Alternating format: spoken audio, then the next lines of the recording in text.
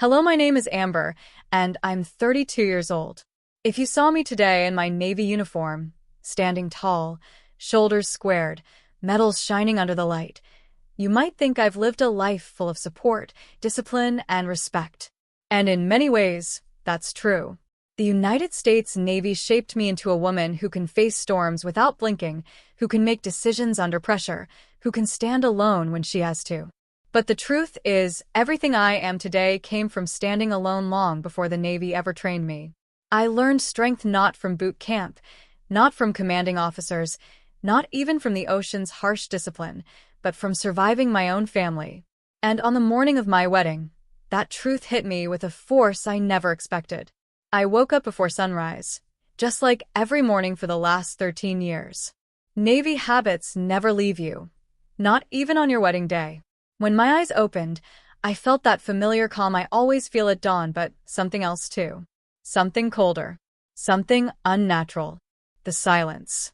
Not the peaceful kind. Not the everyone is still asleep kind. But the heavy, suffocating silence that tells your body something is wrong before your mind has time to catch up. I sat up slowly, my heart beating a little too fast. Today was supposed to be loud, my mom fussing in the kitchen, my dad running late as always, and Megan complaining about something pointless because she needed the attention. That was our usual dynamic. Messy, loud, imperfect, but familiar. But this morning? Nothing. No voices. No footsteps. Not even the sound of the coffee machine that my dad religiously used at exactly 6 a.m. every single morning. At first, I told myself they must have stepped out early. Maybe they went to the venue ahead of me. Maybe they were trying to surprise me. Maybe this silence wasn't what it felt like. I stood up and slipped into my navy blue robe, taking a shaky breath. Every instinct inside me, those same instincts that helped me navigate tense deployments, was warning me that something was deeply off. I walked through the hallway. Still nothing. I called out, "Mom?" No answer. I tried again. "Dad?" Silence. By the time I stepped into the living room, my stomach was tight enough to hurt.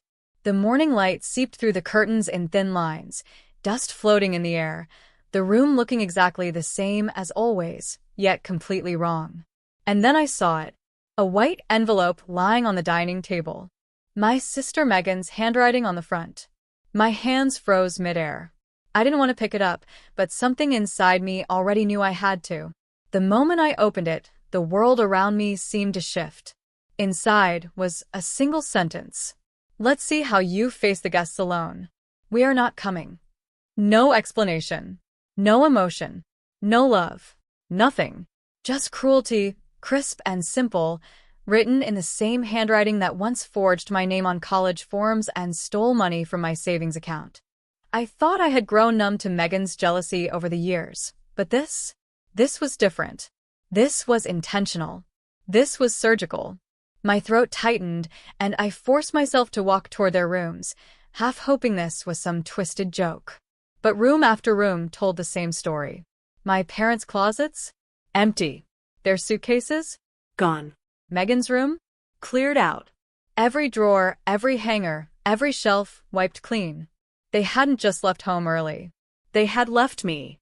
On the morning of my wedding, I felt heat in my face, the sting of betrayal spreading across my chest like fire. For a moment, I pressed my palm against the doorway, trying to breathe, trying not to let the tears fall, trying to stay the strong woman the Navy shaped. But inside, I was collapsing. How could they do this? How could a family disappear like thieves in the night? How could a mother and father knowingly abandon their daughter on one of the most important days of her life? I swallowed hard, my eyes burning. I remembered all the smaller betrayals, times I shrugged off Megan's jabs, ignored her lies, forgave her manipulations, convinced myself she was just insecure. But this was a different level.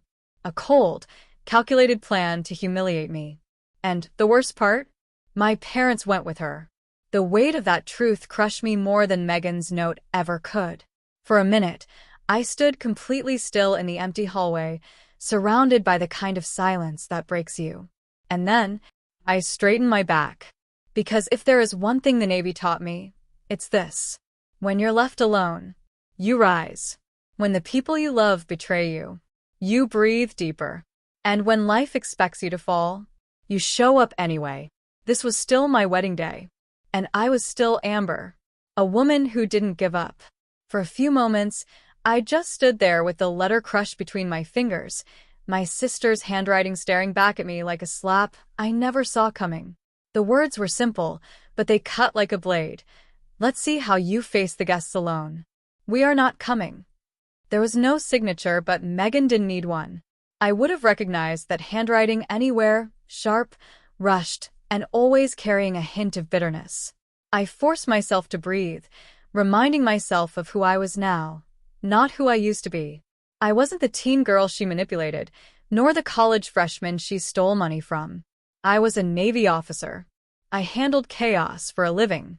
I dealt with emergencies with a calm mind and straight spine. And yet, nothing in the Navy prepared me for this. Not for being abandoned by my own family. Not for this kind of silence. Holding the letter tightly, I walked into the kitchen, hoping, somehow, that I'd find proof that they'd left in a hurry, some sign that they still cared enough to hesitate. But the kitchen was spotless. My mother's favorite mug, usually sitting on the counter, was gone. The fruit bowl was empty. Even the magnets on the fridge were rearranged, like someone had brushed past them while taking down reminders or photos. My chest tightened. I walked to my parents' bedroom next. The door was ajar, strange because they always kept it closed. When I pushed it open, the emptiness inside hit me harder than any storm at sea. The closet, half open, hangers bare. The nightstands, cleared. The luggage, gone.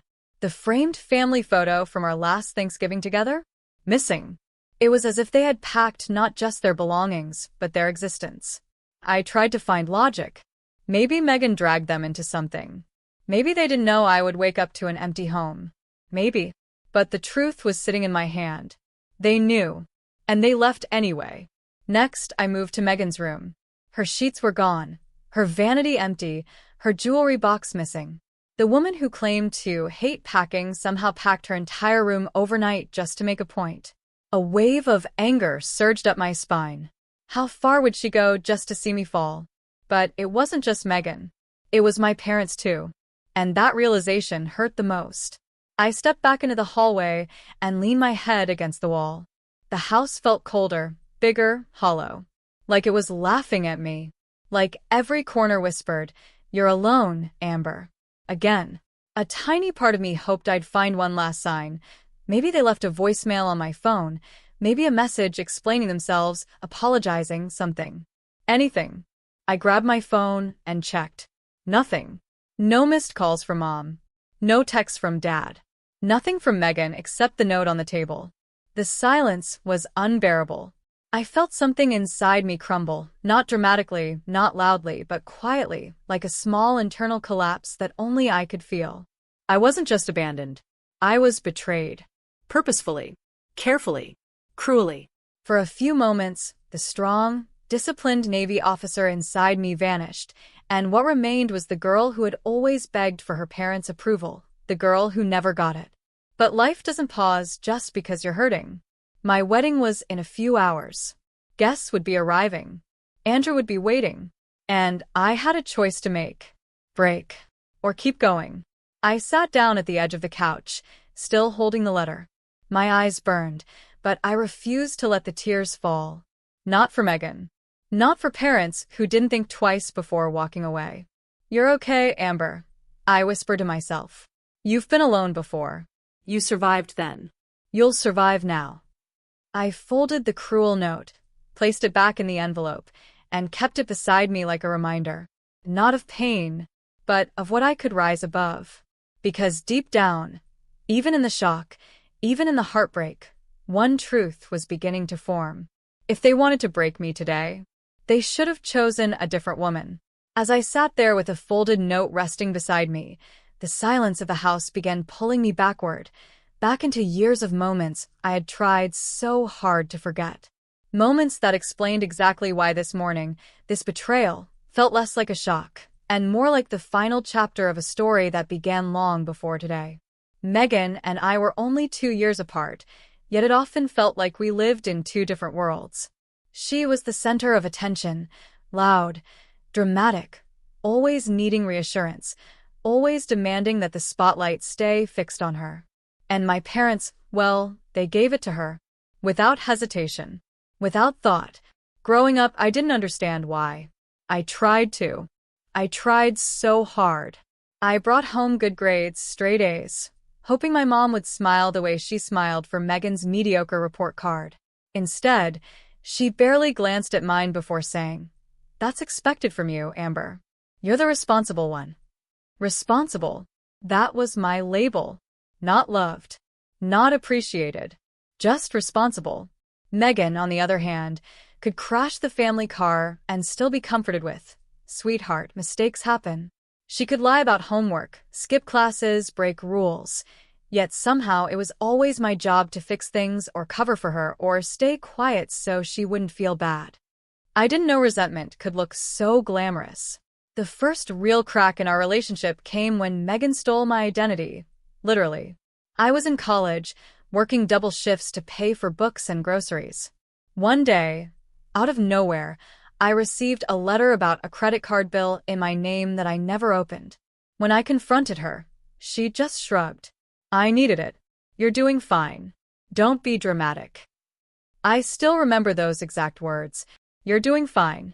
As if that made theft okay. When I told my parents, hoping they'd finally see what she was doing, they didn't scold her. They scolded me. "Amber, it's just a phase," Dad said. "You're the stronger one," Mom added. "She needs more support than you do." Support? She needed consequences. But consequences never came. Then there was the time she stole the cash I had saved from my part-time job, money I had worked weeks for. I found my wallet empty and her shopping bags full. When I confronted her, she rolled her eyes and called me uptight. Mom stepped in. "Amber, she didn't mean harm. You know how sensitive she is." Sensitive. That word followed Meghan everywhere she went. It was her shield, her excuse, her permission to hurt anyone she wanted. Meanwhile, I learned how to keep my pain quiet so I wouldn't make things difficult. And through all this, the one thing Meghan hated most was my success. When I joined the Navy, she laughed. "You? Navy? You can't even argue back properly. You're too boring for that life." But the day I graduated from training, standing tall in my uniform, earning respect from people who saw my worth, was the same day she began resenting me even more. My parents congratulated me, but the pride in their voice didn't match what I saw in their eyes when Meghan did something half as meaningful. It was a strange cycle. I worked hard, she complained. I achieved something, she criticized. I grew, she shrank. And instead of helping her grow, my parents kept shrinking me. So when I saw that cruel note this morning, the part of me that was still that little girl felt the sting. But the woman I had become finally recognized the truth. This wasn't about my wedding. This wasn't sudden. This was years of jealousy, years of favoritism, years of choosing Meghan over me. This was simply the moment it all became undeniable. The house around me still felt hollow, but as the morning light shifted through the curtains, the truth finally settled in my chest with a painful clarity. They didn't just abandon me, they ran. And they didn't run anywhere, they ran to New York. New York wasn't a random choice. It wasn't a last-minute trip. It was a plan. A carefully crafted betrayal Meghan had orchestrated days, maybe weeks, before my wedding. I pulled out my phone again, this time searching through the family group chat. I hadn't checked it earlier because I assumed foolishly that they were all asleep or busy. But now I scrolled, my heartbeat climbing with every swipe. And then I found it, a message from my mother, sent at 3:17 a.m. Just one line. "Safe flight. We'll talk later." Safe flight? Flight to where? I clicked on it, and beneath her message was a picture. She probably sent it without thinking. The corner of an airplane window. A blurry reflection of Meghan's face behind her. And a glimpse of my dad holding a suitcase I bought him last Christmas. They were on a plane. Leaving. Together. Before dawn. On my wedding day. My breath caught in my throat. I wasn't just left behind. I was deliberately removed from the picture. I checked Megan's social media next. Of course she posted. She always posted. Attention was her oxygen. And there it was, a story she uploaded an hour ago. A boomerang of her clinking champagne glasses with my parents at the airport lounge. Her caption: New York weekend. Some people need a break from drama. A wink emoji. Drama. She meant me. On my wedding day. My vision blurred as I stared at that glowing screen. I felt the final thread holding my hope snap in half. There was no misunderstanding here. No confusion. No accidental hurt. This was intentional cruelty. Megan knew exactly what she was doing. She convinced my parents to leave. She waited until the last possible moment. And she wanted me to crumble publicly, to stand alone at my own wedding, humiliated, abandoned, pitted. For a few seconds, I couldn't even move. My hands trembled. My chest tightened like someone was pressing their palms into it. My throat stung like I was swallowing glass. This betrayal hit differently. I had survived her jealousy before. I had survived the favoritism. I had survived the lies, the insults, the financial messes she dragged me into. But this time she took my parents with her. This time she didn't sabotage me privately. She wanted the world to see me break. And for the first time in years, I felt myself bending, cracking, hurting in a way I hadn't hurt since childhood. I sank into the nearest chair, my fingers gripping the edges like the room was spinning. The note, the empty rooms, the airport picture, it all swirled into one truth. I wasn't abandoned by accident. I was targeted. And for a brief, raw moment, I wondered if Megan finally won. But then a voice inside me, the same voice that carried me through storms at sea, rose through the pain. No. Not today. Not like this. I wiped my tears with the back of my hand. Because if Megan wanted to see me fall, she was going to be disappointed. I don't know how long I sat there, gripping the edges of the chair while trying to steady my breath. The hurt had settled deep, so deep I could feel it pulsing through my ribs. My wedding dress hung quietly in the corner of my room, untouched just like every hope I had built for this day. I stared at it from a distance, feeling the weight of everything I had just uncovered crush me little by little. Then suddenly, a sharp knock on the door. Not timid, not hesitant, firm, purposeful, like someone who wasn't here to offer pity but strength. Before I could even stand fully, the door swung open. Amber.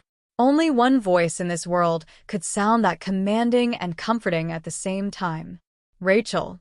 Lieutenant Rachel Dawson, my closest friend in the Navy, my sounding board, my late-night confidant, my partner through deployments, storms, and sleepless nights. The woman who could read my emotional temperature faster than any doctor could read a pulse. And the second she saw my face, she froze. Her eyes scanned the empty house behind me, the tension in my shoulders, the letter clutched in my hand. She didn't need an explanation. Navy people have a sixth sense for emergencies, even the emotional kind. What happened? She asked, stepping inside and closing the door behind her.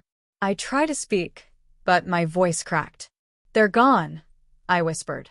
All of them. They left. They flew to New York today. Rachel's jaw clenched hard. She took the envelope from my hand, read the note, and her entire posture changed. Her shoulders straightened, her stance widened, a silent language we both understood. She wasn't just my friend now. She was my defender. That woman, she muttered under her breath, referring to Megan with a venom only true loyalty can produce. And they went with her? Your parents. I nodded. For a moment, Rachel didn't speak. She simply closed the distance between us, placed her hands on my shoulders, and looked directly into my eyes, the kind of look that snaps you back into your body when you're drowning in your own thoughts. Amber, she said firmly, listen to me. You are not alone today. You're not abandoned. You're not broken. Not even close. A tear finally escaped my right eye, but Rachel quickly brushed it away with her thumb. You've carried your family your whole life. Today, they walked out because they couldn't handle your strength. That's not your failure, Amber. That's their weakness. Her words hit me deeper than anything I'd read in that cruel note. Rachel didn't wait for me to gather myself. She moved with purpose, straight to the bedroom, opening the garment bag, fluffing the wedding dress like this was just another mission briefing. She turned to me with that stubborn determination she was famous for. "You are getting married today," she declared. "And you're doing it with your head held high. Dress up, Amber. I'll handle everything else." I blinked at her. "Rachel, I can't face all those people alone." "You're not alone," she said instantly. "You have me. You have Andrew. And trust me, your real family doesn't always share your blood." She walked back to me, took my hand, and squeezed it. "You've stood for your country. You've survived storms, deployments, and people who tried to break you. You will not let a jealous sister ruin your day." In that moment, I felt something warm return to my chest, something steady. Something I thought I lost an hour ago. Hope. Rachel smiled gently. "Now come on, Lieutenant," she added with a wink. "Let's show the world what strength really looks like." And just like that, I stood up. Not because I wasn't hurting, but because someone who loved me refused to let me fall. By the time Rachel finished helping me get dressed, my hands were still trembling, but something inside me had shifted. I wasn't steady, but I was standing. I wasn't fearless, but I wasn't breaking either. The wedding dress felt heavier than I expected, not because of its fabric, but because of everything it now represented: strength, betrayal, love, and survival all tangled into one. Rachel drove us to the venue in her car, her grip on the steering wheel tighter than usual. She kept glancing at me, as if silently checking my emotional pulse every few minutes. I just stared out the window, watching Charleston pass by in soft, washed-out morning colors. Every building, every tree, every road felt different today, like the world had shifted a few degrees off-center. When we arrived at the venue, the air was buzzing. Guests were already walking in, beautifully dressed, carrying wrapped gifts and bouquets, unaware of the chaos that unfolded inside my home that morning. Wedding coordinators rushed around adjusting chairs, florals, audio systems, everything moving at a fast tempo. And then the whispers began. It started softly, like a breeze, and then grew layer by layer. "Where are her parents? I thought they were coming early. Did something happen? Maybe they're running late." "No. Someone said they saw her arrive with a friend. With no family?" My stomach tightened. I felt every glance, every curious eye grazing my skin like sharp edges. This was exactly the humiliation Megan wanted. Exactly the moment she hoped would break me. But then Rachel stepped closer, placing a gentle yet firm hand on my back, and suddenly, I wasn't standing alone in the middle of all that noise. We walked toward the ceremony area. The aisle was lined with white rose petals, chairs perfectly aligned, a soft instrumental melody playing through the speakers. Beautiful. Almost too beautiful for how ugly my morning had been. People smiled at me, politely, warmly, but behind their smiles, I could see the unspoken questions floating in their eyes. The absence of a bride's family doesn't go unnoticed. Not in America, not in a close community, not at a wedding. A woman from Andrew's side approached me. "Amber, sweetheart, is everything okay? We didn't see your mom or dad." I opened my mouth, but Rachel answered before I could fall apart. "They're delayed," she said calmly, lying with the precision of someone trained to protect. "They'll be here later." The woman nodded sympathetically, unaware of the truth threaded into every beat of my heart. As we moved further inside, more eyes followed. A few guests whispered discreetly, a few whispered openly. But the moment I saw Andrew standing near the altar, tall, composed, waiting, I felt my breath steady. The way he looked at me made the chaos fade a little. He didn't see a broken bride. He saw me, the woman he loved, the woman he believed in. He walked toward me, eyes softening as he reached out and took my hand.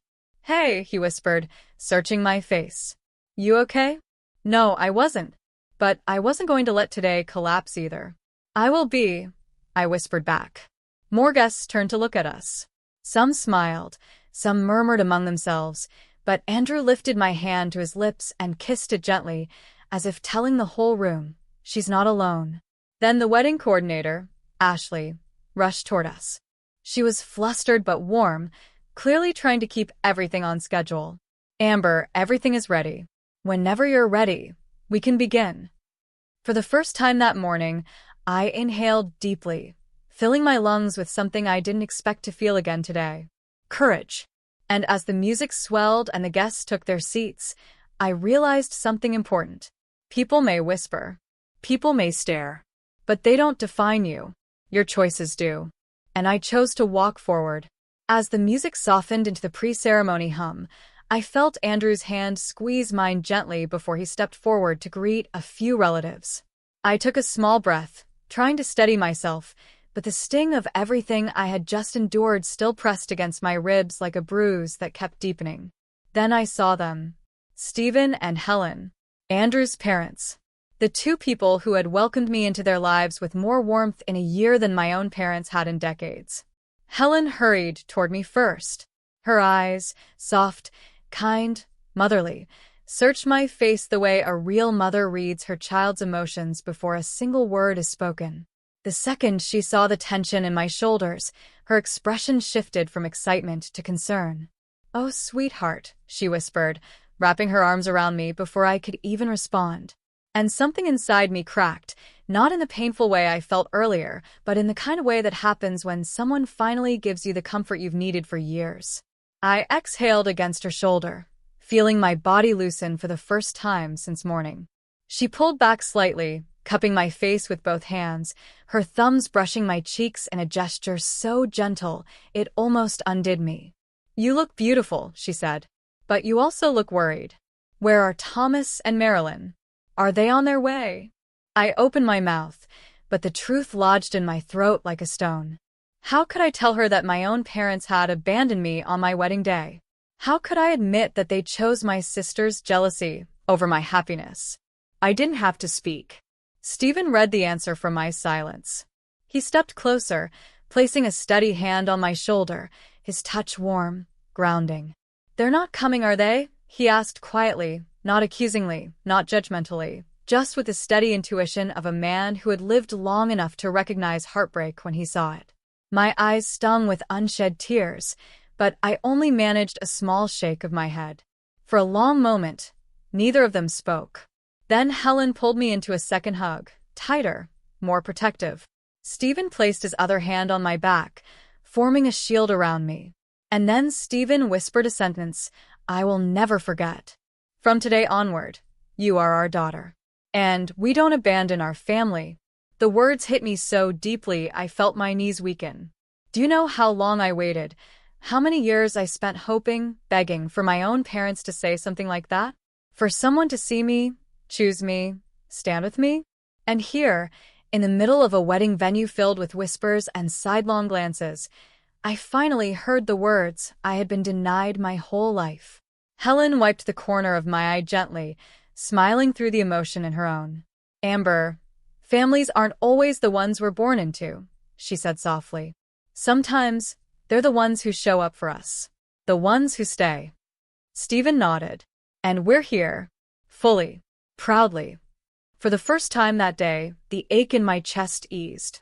Not because the pain was gone, but because it had finally been met with love strong enough to soften its edges. Standing there between Stephen and Helen, I realized something quietly powerful. Maybe I didn't lose a family today.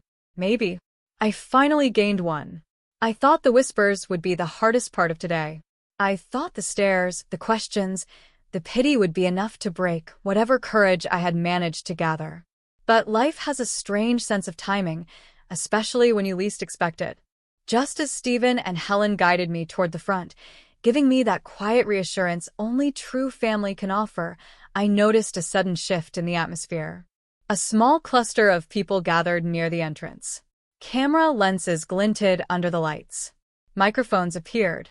A woman in a navy blazer stepped forward, adjusting an earpiece. It took me half a second to process what I was seeing. Media. Actual news media. At my wedding. I blinked in confusion. What is happening?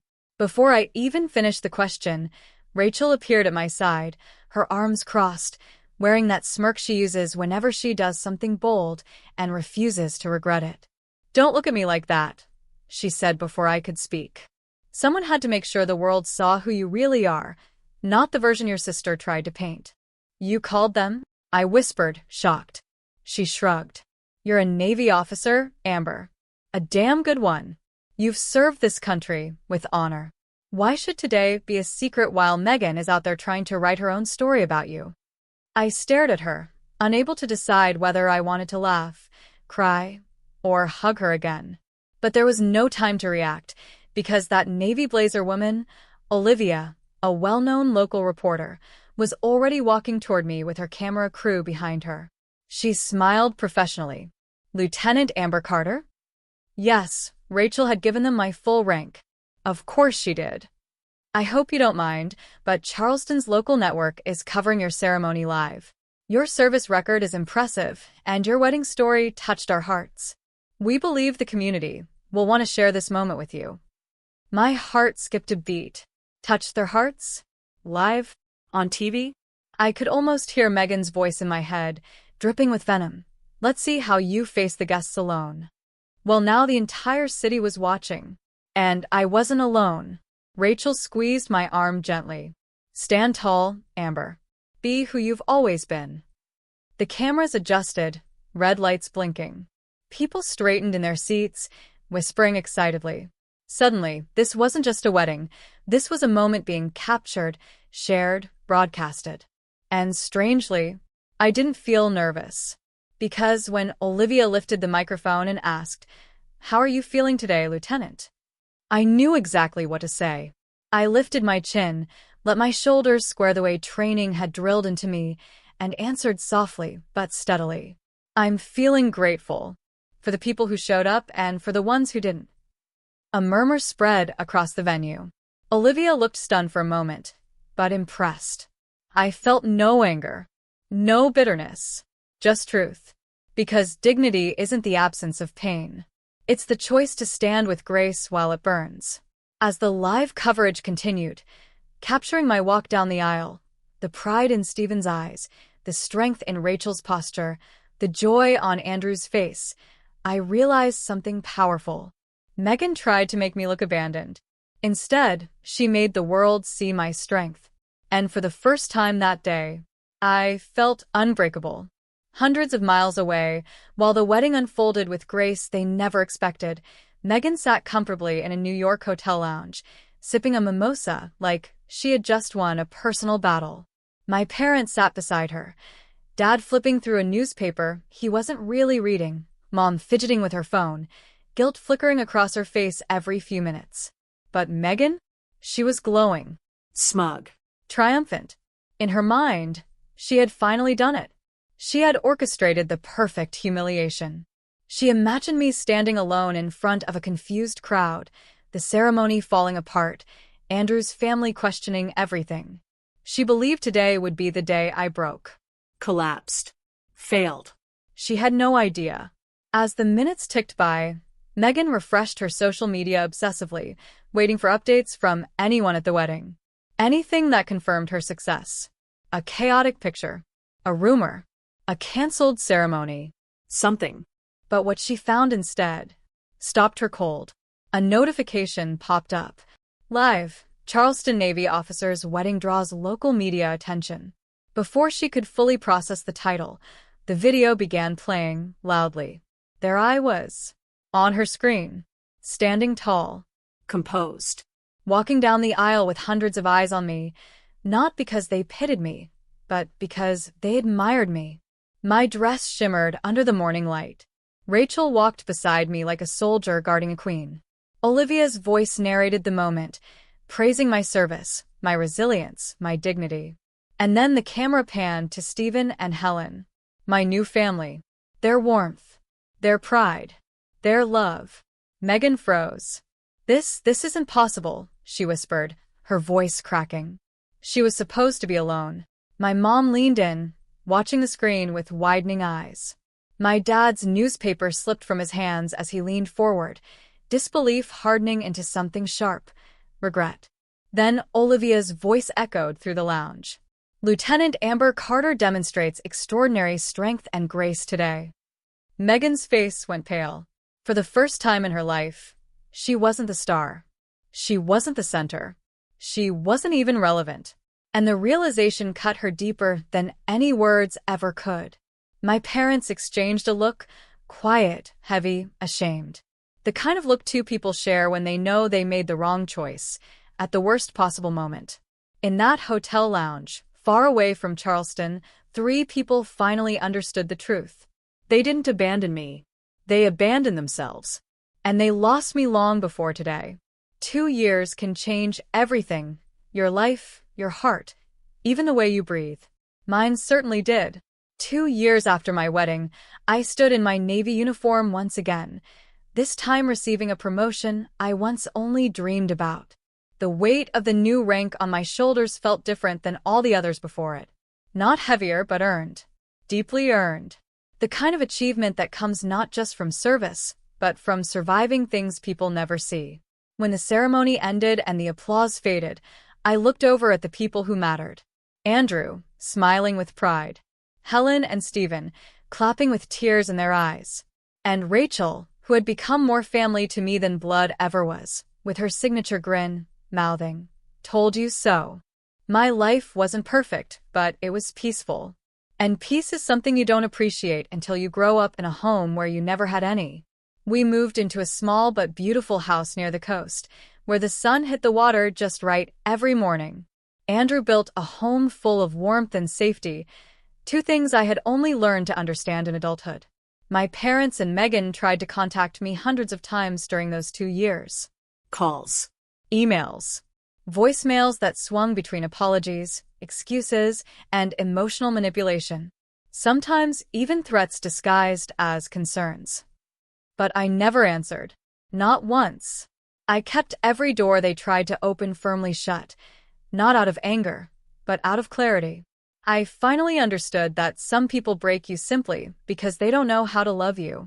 And some wounds don't heal by revisiting the people who caused them. Distance wasn't punishment. It was protection. And in that distance, I found something no one ever gave me before. Myself. 2 years later, I was stronger, calmer, happier, and, for the first time in my entire life, free. If there is one thing life taught me, one lesson carved into my bones through every betrayal, every lonely night, every tear I swallowed, it's this. Revenge is not loud. Revenge is not dramatic. Revenge is not the explosion people imagine it to be. The real revenge is peace. It's waking up in the morning without dread squeezing your chest. It's drinking your coffee without someone criticizing the way you breathe. It's building a life where silence is comforting, not terrifying. It's choosing joy, even when others tried their hardest to steal it from you. For years, I thought revenge meant proving myself to people who never cared. I thought it meant winning imaginary battles Megan kept inventing. I thought it meant trying to earn love that was never really mine. But peace taught me something different. Peace taught me that walking away is stronger than fighting to stay. Healing taught me that boundaries are not cruelty, they're survival. And self-worth taught me that the people who tried to break me were never worthy of seeing me rise. Sometimes, late at night, I think back to the girl I used to be. The one who begged for approval, who took blame that wasn't hers, who convinced herself she wasn't enough. I want to hold her face gently and whisper, "You were always more than enough." They just weren't capable of seeing it. And now? Now I live a life filled with people who choose me. Not because they have to, not because they need something, but because they genuinely love me. Andrew, steady and patient. Helen and Stephen, warm and constant.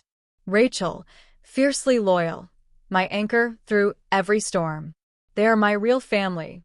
And loving them, allowing myself to finally be loved, is the greatest revenge I could ever ask for. Megan once tried to destroy me by abandoning me. Instead, she freed me. She freed me to build a life without her cruelty. She freed me to find the family I deserved. She freed me to become the woman I was always meant to be. And that peace, healing, and self-worth is the kind of revenge that lasts forever. Thank you for listening to this story. If you found it meaningful or inspiring, make sure to like the video, leave a comment, and share your thoughts. Your engagement helps this channel reach more people who enjoy stories just like this one. If you haven't subscribed yet, now is the perfect time. Subscribe to the channel and turn on notifications so you never miss the next story. New episodes are posted regularly, and each one is created with the same level of care and emotion. Your support means a lot. See you in the next video.